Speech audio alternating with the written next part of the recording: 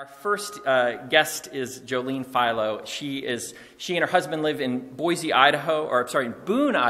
I apologize. She's the daughter of a father who has disabilities and the parent of a child who had special needs as a baby and a toddler. She's served for 25 years in public schools as a teacher, and she's the author of the Different Dreams series. You can see those books out in the hallway, including the Caregiver's Notebook and Every Child Welcome.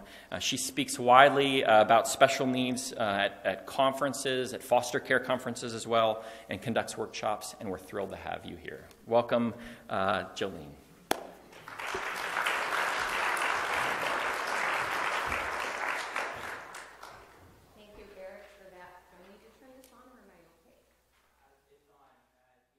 Thank you for that introduction, Eric. I do need to let you know I am from Boone, Iowa, not Boone, Idaho. Idaho's the potato capital, and we go there for vacation in the summer. Iowa is the pig and sweet corn casserole and home of the Bacon Festival every year. And I just also want you to know that only by your prayers will I get through this 5 minutes after listening to that song without breaking down in sobs, and I have my Kleenex just in case.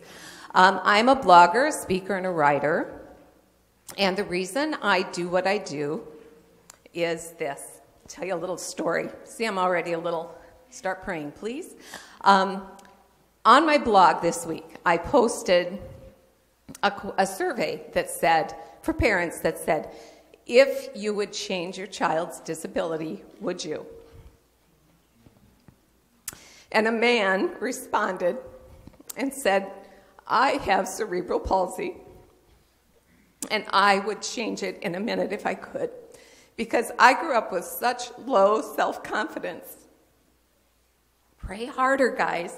I grew up with such low self-confidence that if someone came down the street towards me on the sidewalk, I would cross the street to avoid having to talk to anyone. I know this person. He grew up in my town. He went to my church.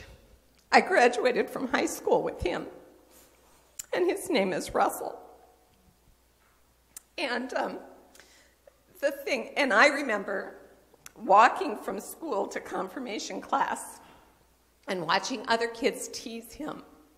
And I didn't tease him too, but I didn't stand up for him.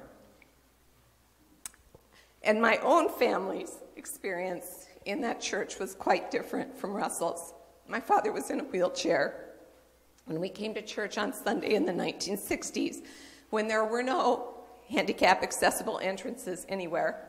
People from our church would come, and they would pick up my dad's wheelchair and take him up the stairs and take him in.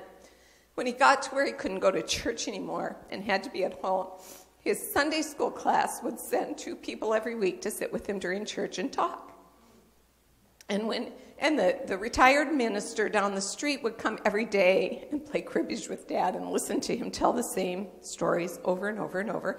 And when Dad finally went to a nursing home, people for 14 years came and visited him daily and weekly, even though he couldn't talk anymore. When my husband and I got married, we moved to South Dakota, to a little tiny town of 92 people. And our first child was born there, who had very significant medical special needs from birth to age 4. And they embraced us. Though our church was an old schoolhouse moved into town that had steps you went up, and no bathroom, no nursery, we did have a mouse that lived in the piano and peeked out from under where the music stand during services. But that church embraced us and included us and answered our hard questions about why God would allow our child to be born with so many and go through so much suffering. When we moved to Boone, we entered into another church that was very inclusive and supported us. But I know now, through my teaching and through the work I do as a writer, that there are more Russells. More people have Russell's experience than had my experience. And that's why I write, and that's why I get up and blog every day, and that's why I do workshops to help churches become more inclusive. Because I want to connect the Russells of this world and their families to churches that will include them, and not only include them, but help them come to know the living God who loves them.